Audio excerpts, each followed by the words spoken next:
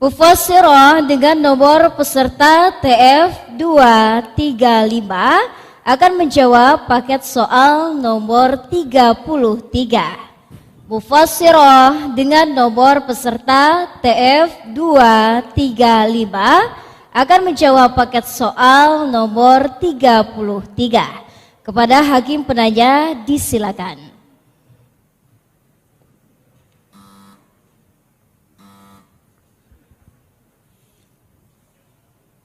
أعوذ بالله من الشيطان الرجيم بسم الله الرحمن الرحيم قال رب أنى يكون لي غلام وقد بلغني الكبر وامرأتي عاقر قال كذلك الله يفعل ما يشاء أعوذ بالله من الشيطان الرجيم بسم الله الرحمن الرحيم قال رب أنى يكون لي غلام وقد بلغني الكبر وامرأتي عاقر قال كذلك الله يفعل ما يشاء قال رب اجعل لي آية قال آيتك ألا تكلم الناس 3 أيام إلا رمزا واذكر ربك كثيرا وسبح بالعشي والإبكار وإذ قالت الملائكة يا مريم إن الله اصطفاك وطهرك واصطفاك على نساء العالمين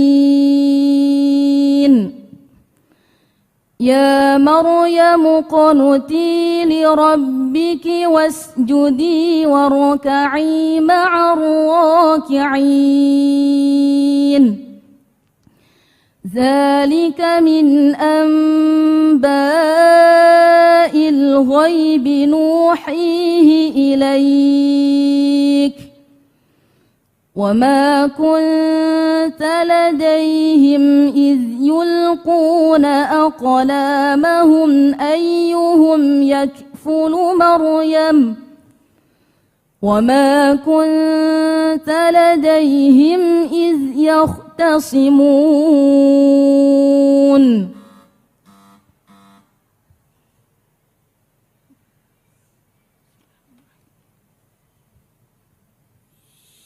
وحاجه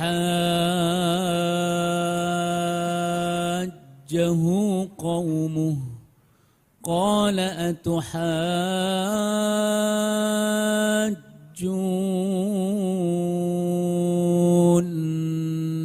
في الله وقد هدان وحاجه قومه قال أتحاجوني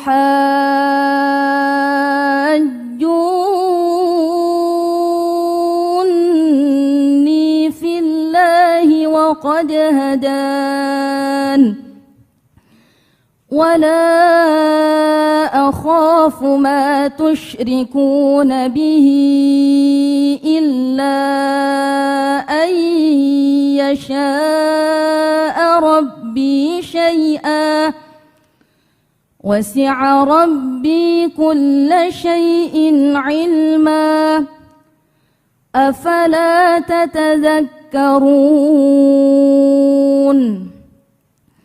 وكيف أخاف ما أشركتم ولا تخافون أنكم أشركتم بالله ما لم ينزل به عليكم سلطانا فأي الفريقين أحق بالأمن إن كنتم تعلمون الذين آمنوا ولم يلبسوا إيمانهم بظلم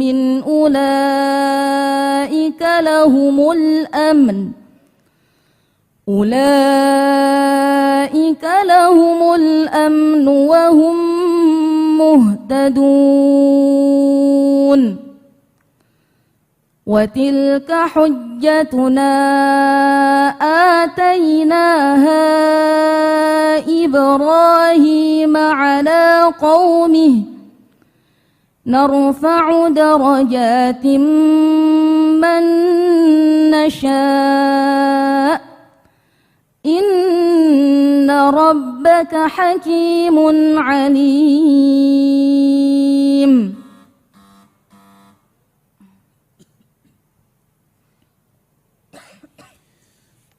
كذلك أرسلناك في أمة قد خلت من قبلها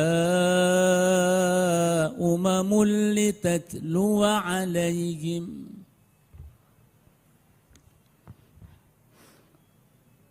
كذلك أرسلناك في أمة قد خلت من قبلها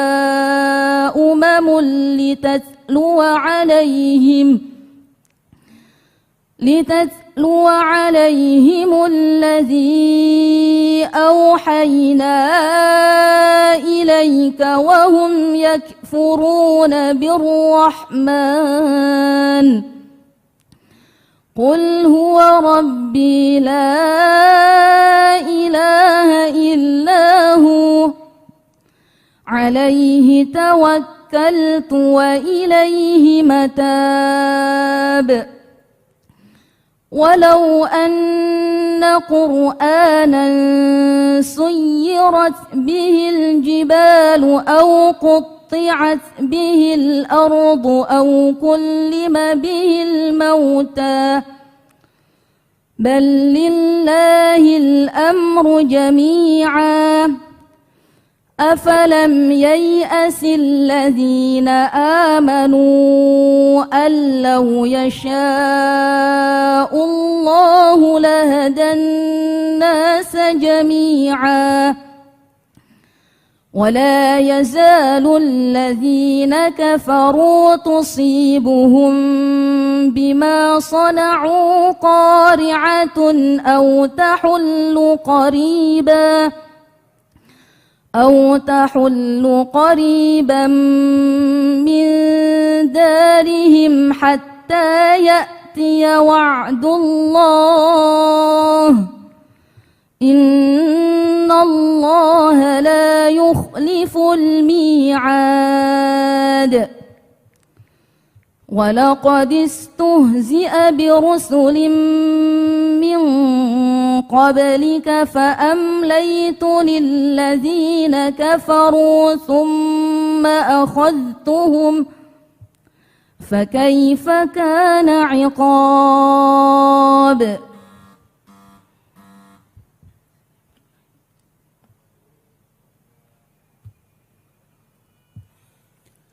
وإذ قال موسى لقومه يا قوم لم تؤذونني وقد تعلمون أني رسول الله إليكم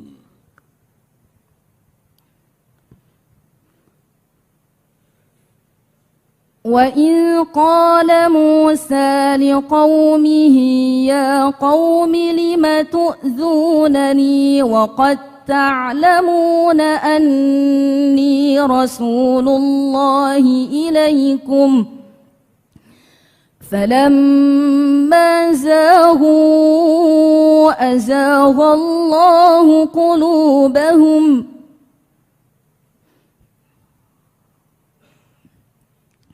والله لا يهدي القوم الفاسقين وإذ قال عيسى بن مريم يا بني إسرائيل إني رسول الله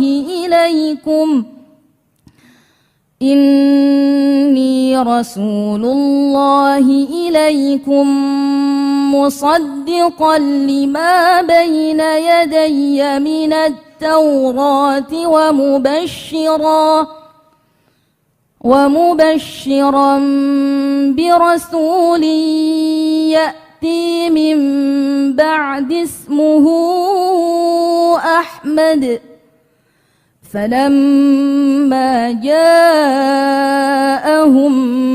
بالبينات قالوا هذا سحر مبين ومن أظلم ممن افترى على الله الكذب وهو يدعى إلى الإسلام والله لا يهدي القوم الظالمين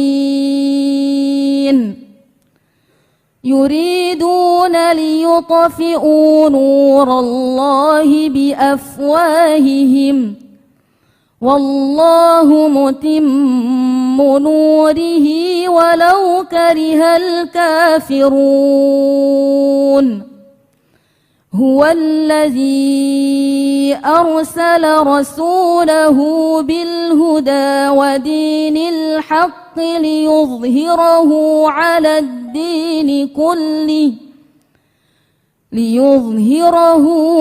الدين كله ولو كره المشركون.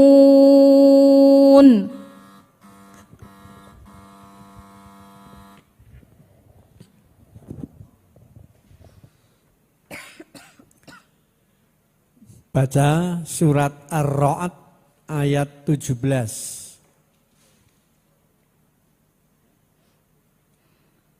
أعوذ بالله من الشيطان الرجيم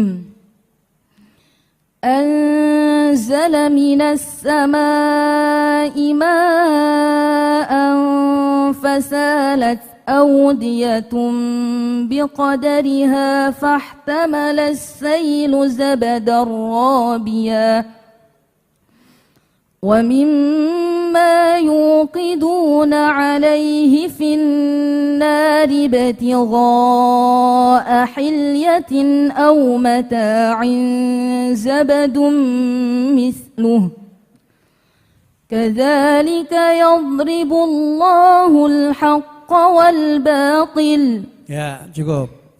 Apa mana audiyah? Audiyah, lembah-lembah. Lembah. Robian,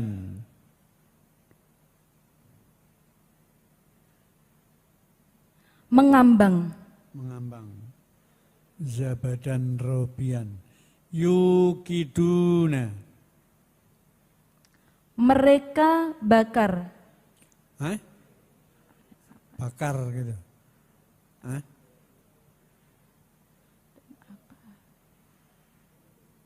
Mereka olah. Apa? Yukiduna, mereka panaskan. membakar. Bukan bakar, membakar. Hilyah. Hilyah, perhiasan. Perhiasan. Jufa'a. Jufa'a, tidak berarti atau sia-sia. Baik, jelaskan sabab nuzulnya. Tidak ada. Tidak ada. Kalau gitu terangkan munasabah dengan ayat sebelumnya. Munasabah atau kaitan ayat 17 dengan ayat sebelumnya adalah setelah pada ayat sebelumnya Allah Subhanahu wa taala menjelaskan bahwa tidaklah sama antara keimanan dan kekafiran, dan tidaklah sama antara orang yang beriman dan orang yang kafir. Pada ayat ini Allah Subhanahu wa taala kembali lagi membuat perumpamaan, yaitu perumpamaan antara yang hak atau sesuatu yang benar dan perumpamaan yang batil atau sesuatu yang sia-sia atau salah. Baik, tafsirkan. Bismillahirrahmanirrahim. Alhamdulillahirabbil alamin. Wassalatu wassalamu ala asyrafil anbiya'i wal mursalin sayyidina wa maulana Muhammadin wa ala alihi wa sahbihi ajma'in, amma ba'du. Allah Subhanahu wa taala berfirman, anzala minas samaa'i ma'an fasalat awdiyatun biqadariha fahtamala as-sailu zabadan rabiya. Allah Subhanahu wa taala menurunkan dari langit air, dan air itu mengalir pada lembah-lembah sesuai dengan ukurannya. Maka air itu ketika mengalir membawa buih yang mengambang. Maksudnya pada ayat ini Allah Subhanahu wa taala membuat perumpamaan pertama, yaitu perumpamaan air yang bermanfaat bagi kehidupan manusia, dan perumpamaan buih yang mengambang yang hilang secara sia-sia diterpa oleh angin. Perumpamaan yang kedua yaitu wa mimma yuqiduna alaihi fin nari batigha hilyatin aw mata'in zabadum misluh. Yang kedua, Allah Subhanahu wa taala membuat perumpamaan dari logam yang dipanaskan, yang dibakar di dalam api. Sisa pembakaran tersebut juga akan hilang dibawa oleh angin. Sedangkan yang bermanfaat akan bisa dibuat menjadi perhiasan dan peralatan-peralatan rumah tangga. Ini adalah perumpamaan yang kedua. Kadzalika yadribullahul haqqa wal batil. Demikianlah Allah membuat perumpamaan antara yang hak dan yang batil. Yang hak akan tetap berada di bumi dan memberikan manfaat bagi manusia, sedangkan yang batil akan hilang sia-sia. Sebagaimana firman Allah Subhanahu wa taala, "Wa qul jaa'al haqqu wa zahaqal batil, innal batila kana zahuqa." Ya, cukup. Dalam Al-Qur'an diisyaratkan bahwa Allah yang menurunkan hujan, ya. Dalam surat Al-Baqarah itu diungkapkan alladzi ja'ala lakumul arda firasau was samaa'a binaa'a, kemudian wa anzala minas samaa'i ma'an, gitu ya. Menurunkan air dari langit yaitu hujan. Allah yang menurunkan. Tapi dalam fenomena alamiah, para ilmuwan mengatakan bahwa turunnya hujan itu karena adanya proses-proses alamiah. Ya. Nah ini ada perbedaan ini sudut pandangnya. Satu mengatakan Allah yang menurunkan, lain mengatakan ini proses alamiah. Sehingga itu Pak Habibie itu ketika Indonesia terjadi kemarau, maka beliau mengutus anak buahnya untuk meneliti ada enggak awan yang mengandung air. Setelah ditemukan ada, kemudian dibawa garam yang banyak pakai pesawat, garam itu ditaburkan ke awan, jadilah hujan. Nah, sehingga ada yang mengatakan ketika itu Pak Habibie membuat hujan. Nah itu ya. Nah sekarang bagaimana Anda menjelaskan agar tidak kontradiksi antara informasi Al-Quran dan pengetahuan yang diungkapkan para ilmuwan tadi.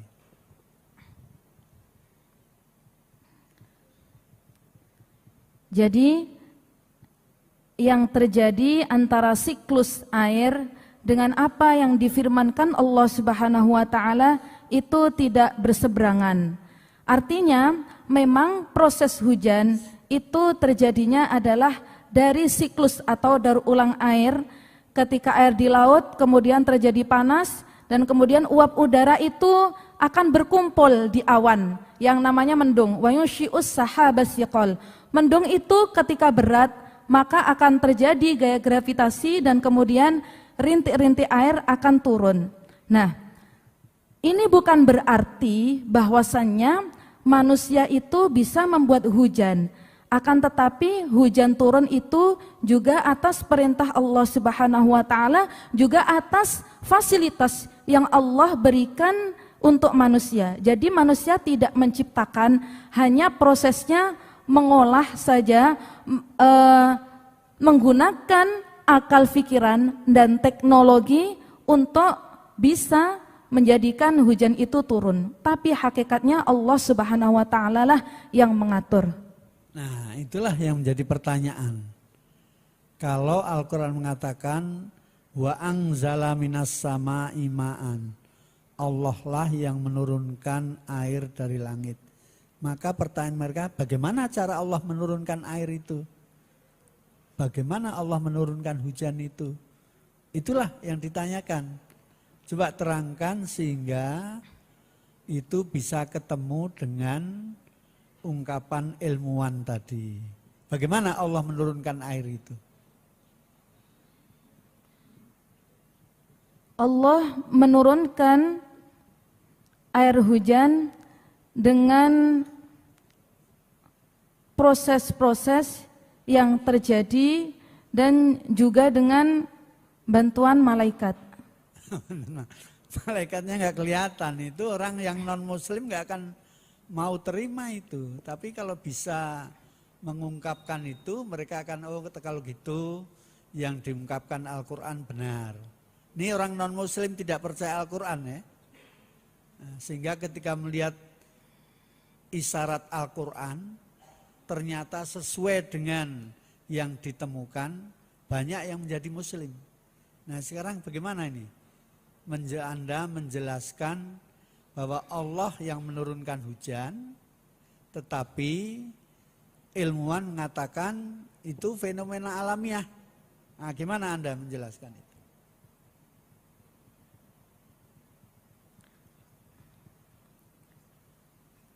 Segala sesuatu itu ada sebab terjadinya, sehingga tidak langsung menjadi sesuatu yang ada. Tapi memang semuanya dalam kekuasaan Allah Subhanahu wa taala. Nah, ini belum bisa diterima itu. Kalau kembalinya kekuasaan Allah tidak dijelaskan, nggak terima. Karena pada faktanya pada suatu daerah ada yang mengalami kekeringan yang panjang, ikhtiar sudah dilakukan, tetapi juga mungkin saja tidak turun hujan. Dan ada juga daerah yang terus-menerus ada hujan sampai terjadi bencana banjir. Maksudnya yang dilakukan manusia itu tidak bisa. Ini bukan yang dilakukan manusia. Untuk menjelaskan proses terjadinya hujan menurut Al-Quran karena Allah yang menurunkan. Ya. Jadi tidak terkait dengan upaya manusia, tetapi tadi sebagai contoh aja. Tapi ilmuwan mengatakan itu fenomena alam. Nah, bagaimana menggabungkan dua pendapat itu supaya bisa diterima akal? Itu loh. Jadi kalau kamu terkaitnya terfokus pada Pak Habibie tadi, itu hanya pintu masuk, bukan manusia yang membuat hujan, bukan. Ya. Tetapi bagaimana proses itu, bagaimana menjelaskannya gitu. Ya, belum bisa ya. Nah, ini Allah yang menciptakan segalanya, itu kita yakini ya. Di antara ciptaan Allah itu ada yang disebut sunnatullah. Nah, sunnatullah yang terjadi dengan hujan adalah melalui proses alamiah.